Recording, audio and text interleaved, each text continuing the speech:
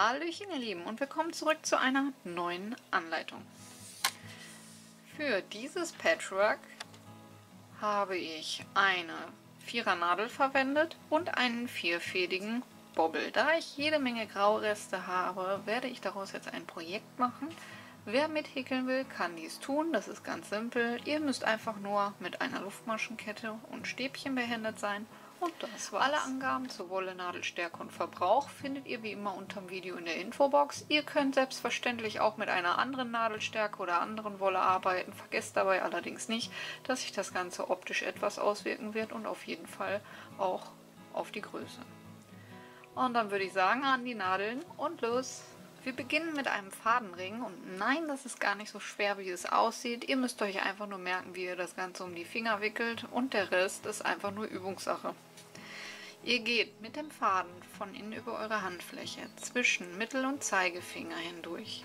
Von außen um den Zeigefinger, von außen um den Daumen herum. Zweimal um den Daumen und haltet den Endfaden mit Ring und kleinem Finger gespannt fest.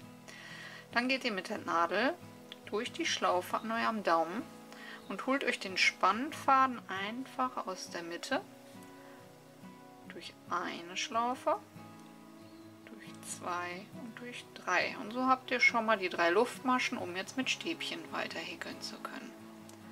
Dann könnt ihr auch schon den Daumen aus der Schlinge ziehen und habt euren Fadenring. Jetzt häkeln wir in die Richtung, wo wir um beide Fäden herum häkeln, das heißt um den losen und um den Ring selber. Also machen wir einen Umschlag, gehen um beide Fäden herum und häkeln ein Stäbchen. Umschlag, um beide Fäden herum noch ein zweites Stäbchen und Umschlag noch einmal um beide Fäden herum ein drittes Stäbchen. Jetzt haben wir optisch unsere 4 Stäbchen, 3 Luftmaschen und das gleiche nochmal 4 Stäbchen um beide Fäden herum. 1, 2, 3, 4. Wenn euch der Ring zu groß ist, könnt ihr diesen auch leicht anziehen. 3 Luftmaschen und wieder 4 Stäbchen um beide Fäden herum. Das ist ganz wichtig, damit ihr den Fadenring am Ende auch richtig zuziehen könnt. 3 Luftmaschen und ein letztes Mal 4 Stäbchen um beide Fäden herum. 1, 2, 3 und 4.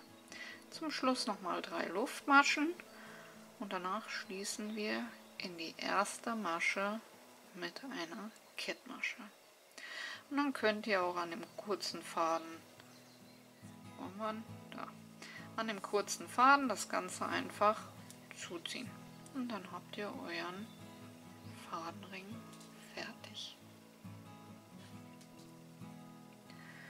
Als nächstes beginnen wir in der zweiten Runde mit 2 Luftmaschen. Einen Umschlag und hier müsst ihr euch das so ein bisschen auseinanderziehen, denn ihr müsst jetzt darauf achten, das erste Stäbchen, die Steigeluftmaschen, sind über die Steigeluftmaschen. Und nun müssen wir die nächsten 3 Stäbchen auch wirklich behäkeln. Das erste versteckt sich nämlich so ein bisschen hinter den Steigeluftmaschen. Und das ist wichtig, dass wir das mitnehmen, damit es auch optisch schön aussieht. So, und dann haben wir auch hier wieder optisch unsere 4 Stäbchen. Nun kommen 2 Stäbchen um die Kette herum, 3 Luftmaschen und nochmal 2 Stäbchen um die Kette herum.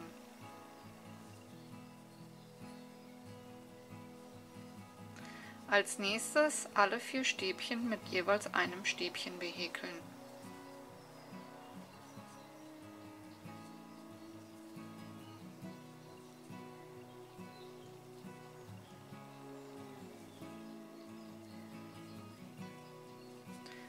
Danach wieder um die Kette 2 Stäbchen,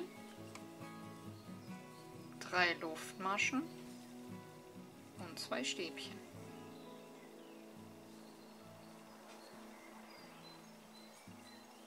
Die nächsten 4 Stäbchen wieder mit jeweils einem Stäbchen behäkeln.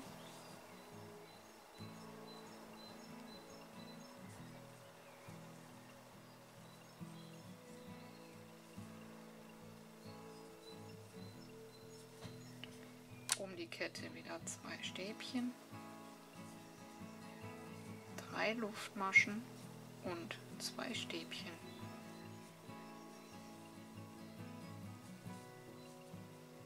Über die nächsten 4 Stäbchen wieder jeweils ein Stäbchen.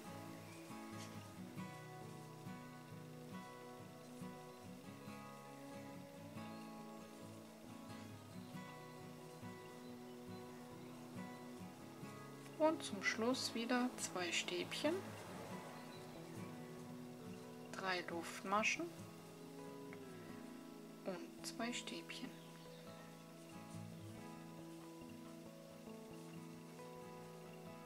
In die zweite Masche von unten die Runde schließen.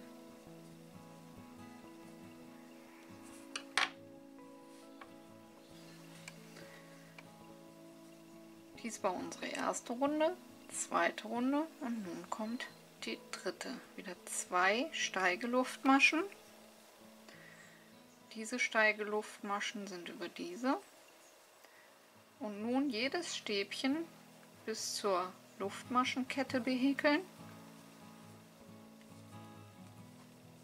Dabei achten, dass ihr keins auslasst.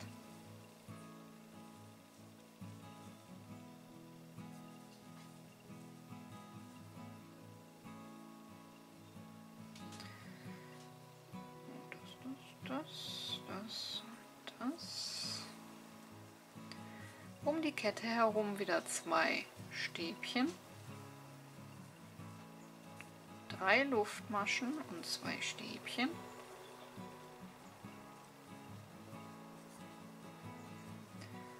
Danach wieder alle weiteren Stäbchen jeweils mit einem Stäbchen behäkeln.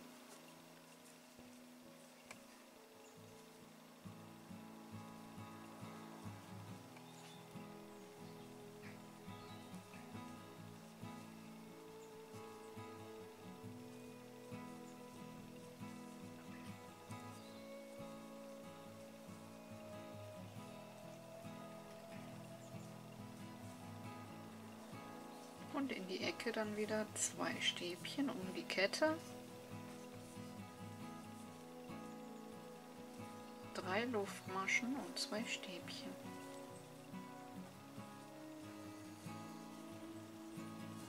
Und so geht es jetzt weiter bis zum Ende.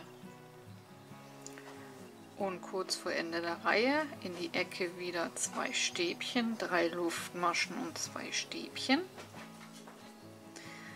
Und danach aufpassen, dass ihr auch hier wieder jedes der restlichen Stäbchen behäkelt. So, und dann in der zweiten Luftmasche von unten schließen. Und so sollte es dann aussehen. Runde 4. 2 Luftmaschen. Darauf achten, wo die Steigeluftmaschen über die Steigeluftmaschen sind und über jedes der darauffolgenden Stäbchen ein Stäbchen häkeln.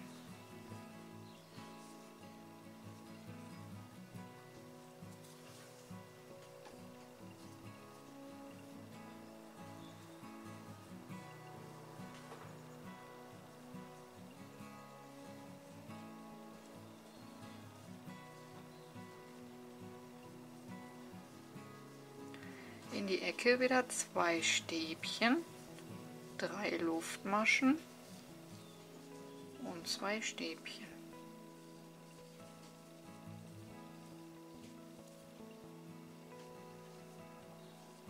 Und so gehen wir jetzt einmal komplett herum, also im Grunde wie in der Vorreihe, über jedes Stäbchen ein Stäbchen und die Ecken jeweils mit 2 Stäbchen, 3 Luftmaschen und 2 Stäbchen erweitern. Und wenn wir dann soweit rum sind, die letzten 4 Stäbchen noch bis zu den Steigeluftmaschen mit jeweils einem Stäbchen behäkeln.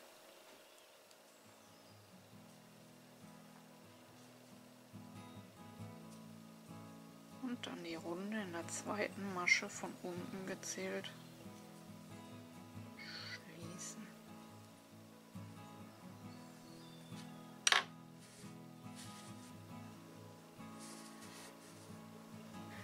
Nun wird etwas anders gehäkelt. Kommen wir zur Reihe 1, 2, 3, 4, 5. 2 Steigeluftmaschen und wieder jedes Stäbchen behäkeln bis auf die letzten beiden.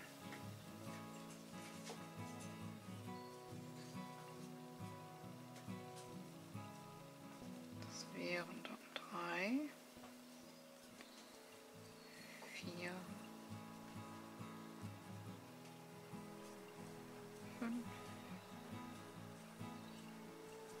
6, 7 Stäbchen. Die letzten beiden lassen wir aus.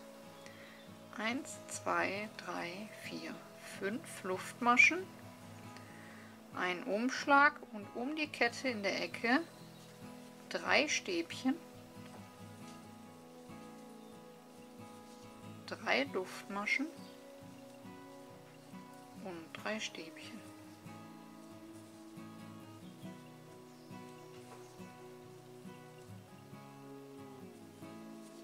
5 Luftmaschen,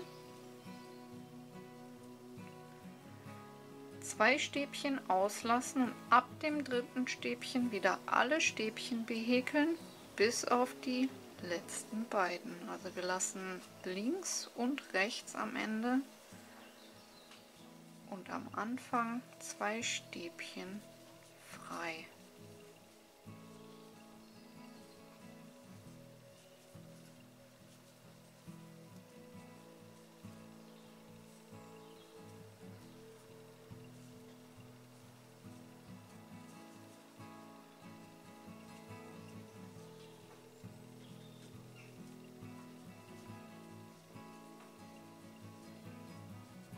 Die letzten beiden freilassen, 5 Luftmaschen, 3 Stäbchen,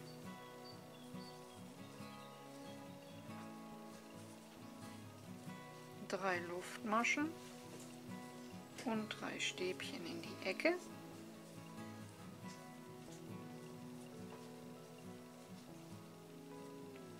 Fünf Luftmaschen, 2 Stäbchen wieder freilassen und ab dem dritten die gesamte Reihe bis auf die letzten beiden mit Stäbchen behäkeln. So.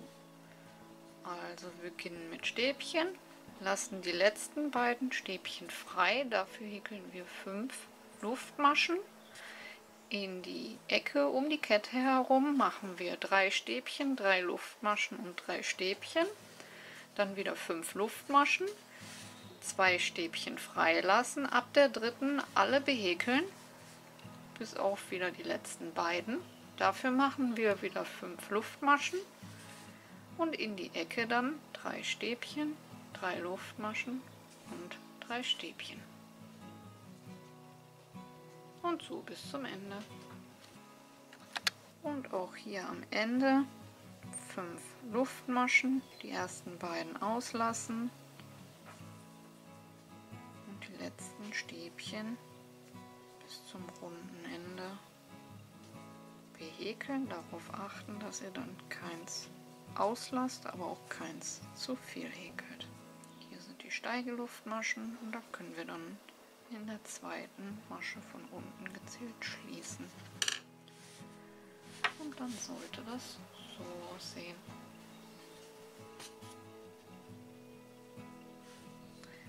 Reihe 6, 2 Steigeluftmaschen. Wieder darauf achten, dass ihr ins nächste Stäbchen geht und wieder bis auf die letzten beiden alle Stäbchen mit einem Stäbchen behäkeln.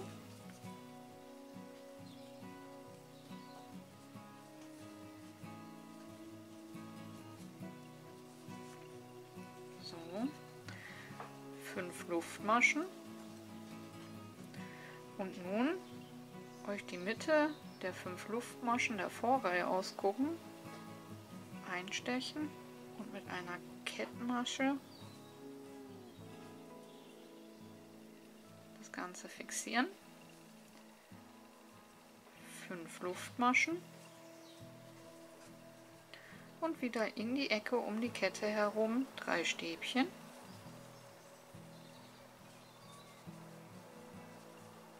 Drei Luftmaschen und 3 Stäbchen.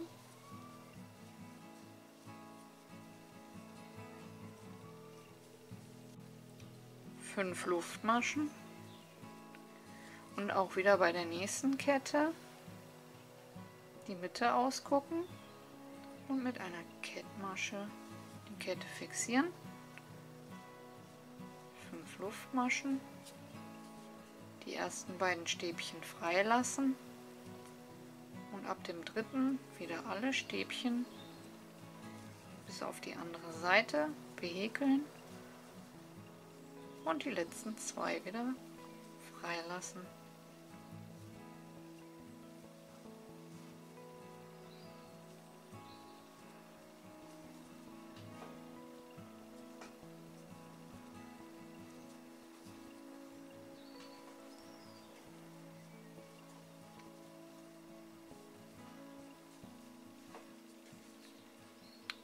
Luftmaschen in die Mitte der Kette einstechen aus der Vorreihe, mit einer Kettmasche fixieren, 5 Luftmaschen und in die Ecke wieder 3 Stäbchen,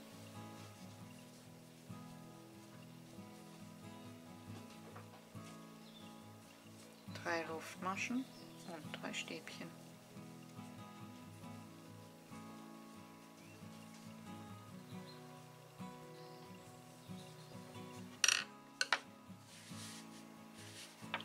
Und so nun bis zum Ende einmal rum. Und am Ende der Reihe die letzten 2 noch behäkeln, denn die ersten 2 haben wir freigelassen. Und in der zweiten Masche von unten das Ganze schließen. Kommen wir zur Reihe 7. 2 steige Luftmaschen, 2 Stäbchen behäkeln. Nee, Quatsch, 3 haben wir hier noch. Die letzten beiden wieder freilassen. 5 Luftmaschen. In die Mitte der Kette das Ganze mit einer Kettmasche fixieren. 5 Luftmaschen. Nächste Kette in der Mitte mit einer Kettmasche fixieren. 5 Luftmaschen und in die Spitze wieder 3 Stäbchen.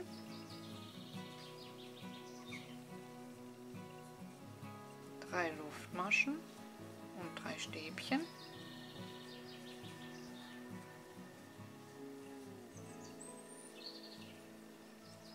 Fünf Luftmaschen in die Mitte der nächsten Kette mit einer Kettmasche fixieren. 5 Luftmaschen, zweite Kette mit einer Kettmasche in der Mitte fixieren, 5 Luftmaschen, 2 Stäbchen freilassen und wieder 1, 2, 3 und 4 Stäbchen behäkeln, die letzten beiden wieder freilassen. 5 Luftmaschen in der ersten Kette in der Mitte mit einer Kettmasche fixieren, 5 Luftmaschen, zweite Kette in der Mitte mit einer Kettmasche fixieren, 5 Luftmaschen und wieder die Spitze ausarbeiten mit 3 Stäbchen.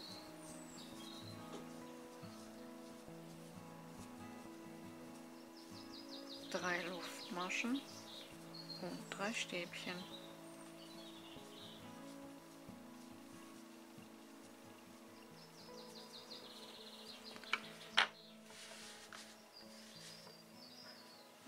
simpel, dass wir 3 Bögen haben. Nur noch 4 Stäbchen in der Mitte und 3 Luftmaschenbögen. Und so nun einmal rum.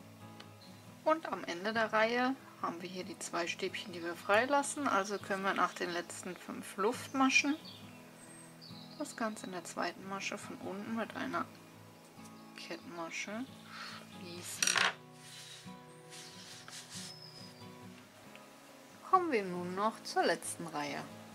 Wir häkeln 2 Luftmaschen, machen einen Umschlag, stechen in das nächste Stäbchen ein, häkeln dieses nur zur Hälfte ab.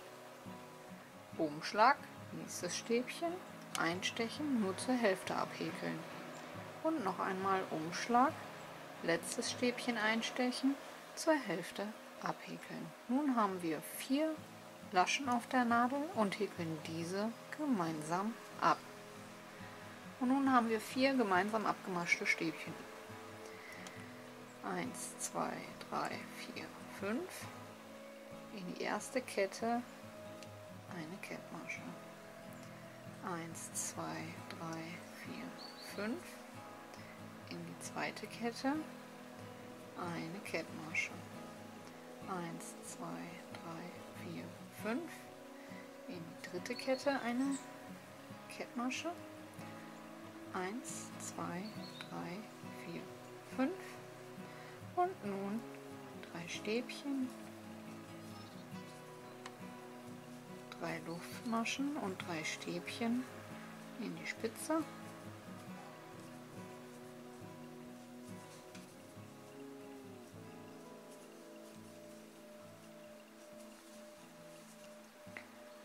Fünf Luftmaschen, erster Bogen, eine Kettmasche, 5 Luftmaschen, zweiter Bogen, eine Kettmasche, 5 Luftmaschen,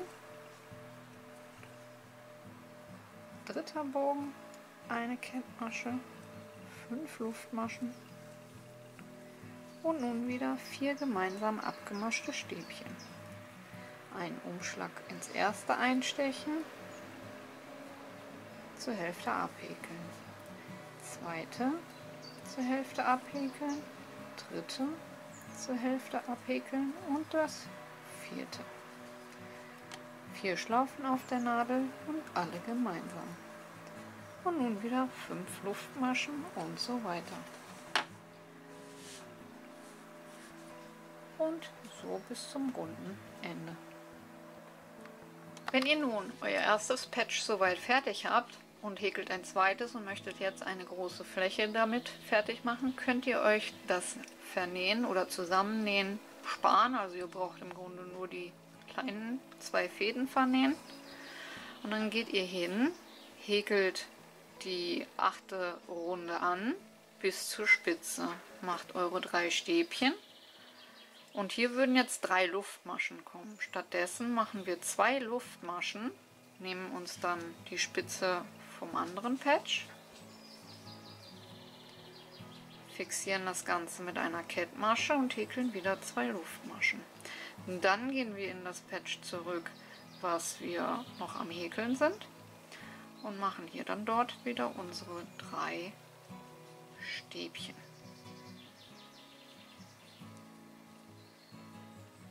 So. Als nächstes würden dann jetzt die 5 Luftmaschen kommen. Da machen wir jetzt nur 2 Luftmaschen in unser fertiges Patch in die Mitte,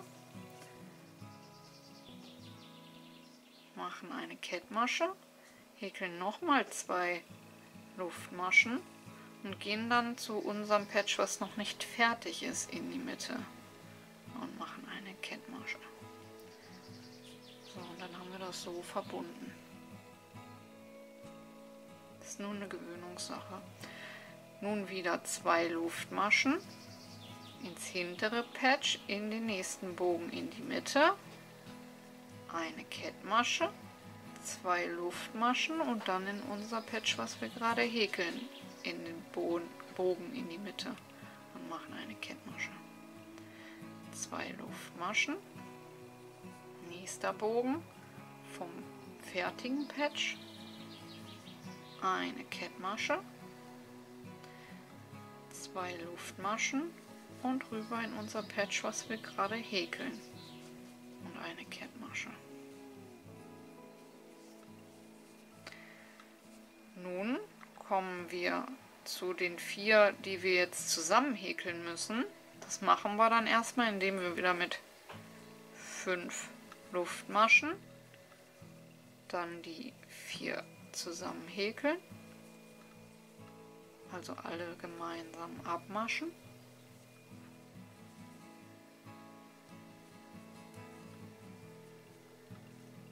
So. Und dann können wir in die Spitze von dem fertigen Patch gehen und das Ganze hier auch dann mit einer Kettmasche verbinden. 5 Luftmaschen. Und dann gehen wir erstmal wieder in den ersten Bogen. So. Und dann geht es wieder los mit 2 Luftmaschen.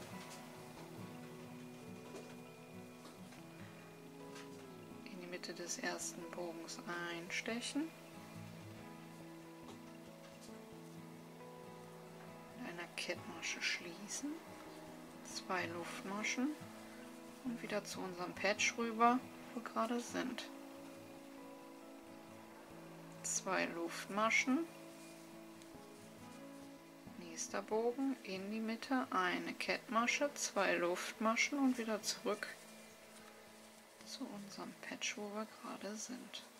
Es ist anfangs etwas fummelig,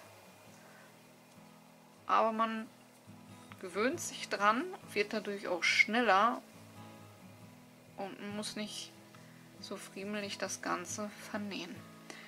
So, dann zum Schluss 2 Luftmaschen. Beziehungsweise 5 Luftmaschen. Jetzt sind wir ja in der Ecke.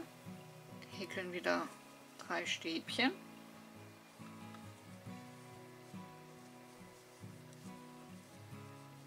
Zwei Luftmaschen.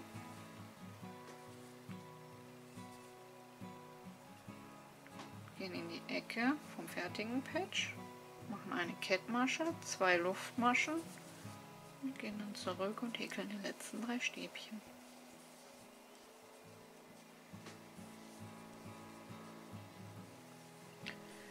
So.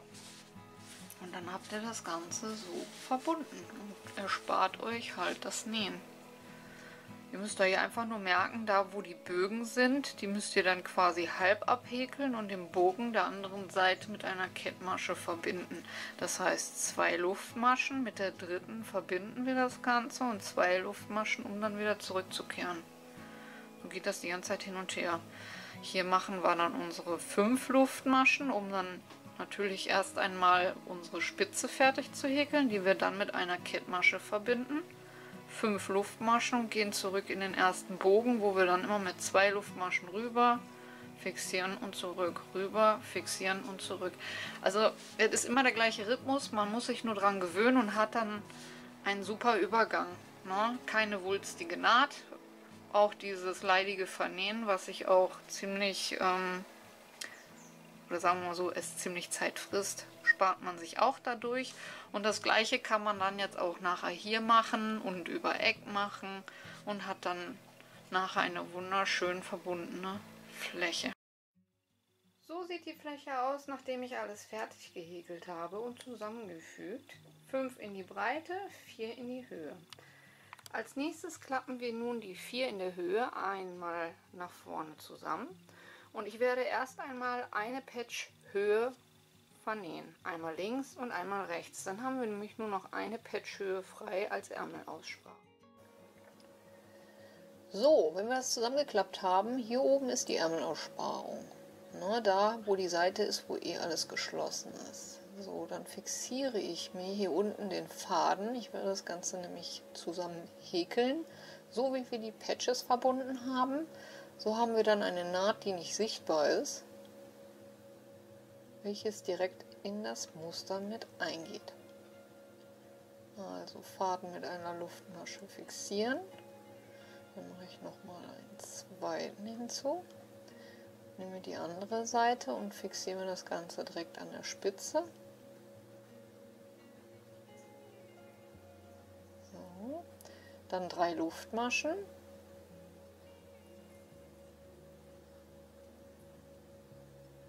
In den ersten Bogen einstechen und mit einer Kettmasche fixieren. 3 Luftmaschen, rüber in den nächsten Bogen.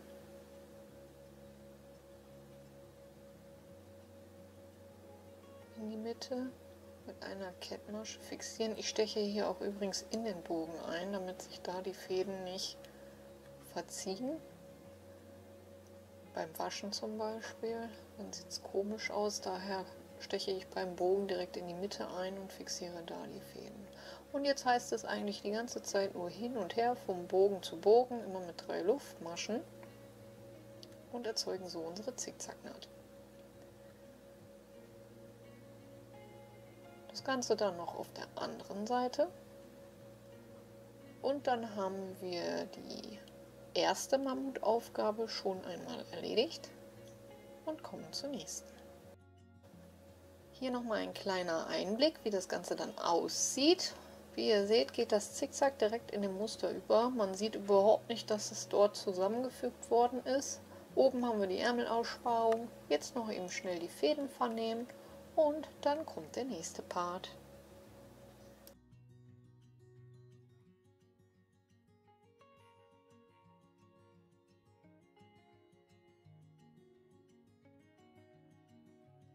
Zusammengehäkelt, wie wir das auch von den Patches kennen, und habe hier nun meine Ärmelaussparung. Wie ihr seht, ein Patch reicht. Und man kann es im späteren Verlauf auch noch enger machen. Lieber also etwas zu groß lassen, als nachher viel zu eng und ihr müsst auftrennen. So, und als nächstes werden wir nun jetzt den Innenradius einmal komplett herum mit einem Bündchen behäkeln. Und dann ist unser Seelenwärmer auch schon fertig. Und wie ich das mache, das kommt jetzt, bleibt dran. Dafür beginne ich in der Ärmelnaht. Wenn ihr diese noch findet. Ich finde, das lässt sich nämlich sehr gut mit dem Zusammenhäkeln mit den Ketten verstecken. Und werden weiter häkeln mit Stäbchen. Das heißt, wir fixieren den Faden, machen 3 Luftmaschen und verteilen nun erstmal hier die Stäbchen in die Stäbchen. Das ist recht simpel.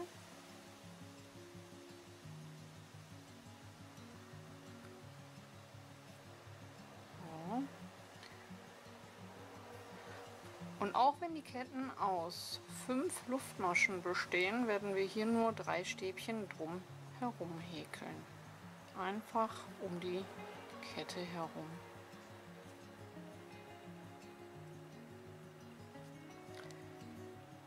Danach machen wir hier in die Mitte ein Stäbchen hinein, um so ein bisschen Halt da reinzukriegen. Das hier wird sich nachher von alleine zusammenziehen. Und dann geht es weiter einfach um die Kette herum.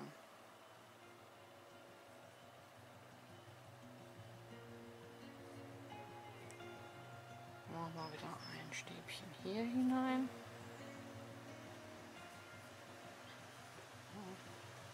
Und wieder 3 um die Kette.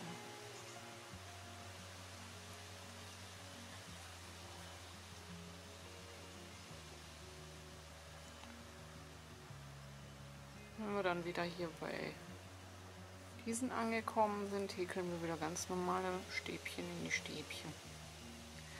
Und so nun jetzt einmal komplett herum den ganzen Innenradius des Seelenwärmers.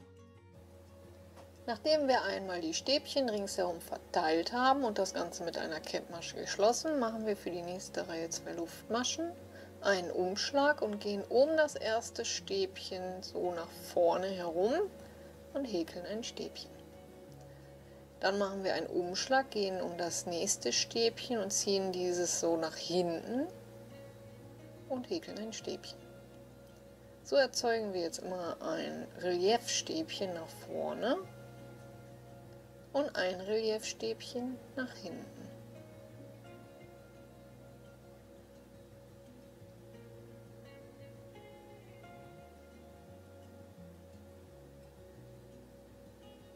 eins wieder nach vorne und eins wieder nach hinten.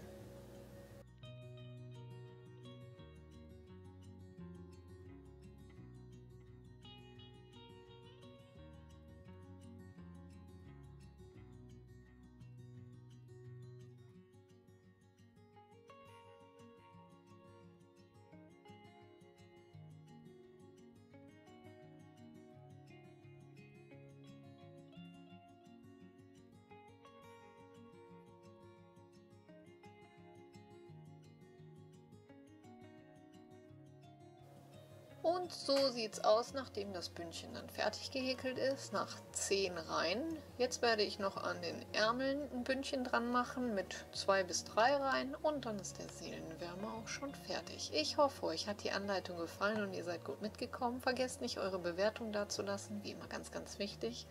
Wenn ihr Fragen habt, stellt sie in die Kommentare und ansonsten lasst die Nadeln glühen und wir hören uns beim nächsten Mal. Bis dahin, ciao, ciao.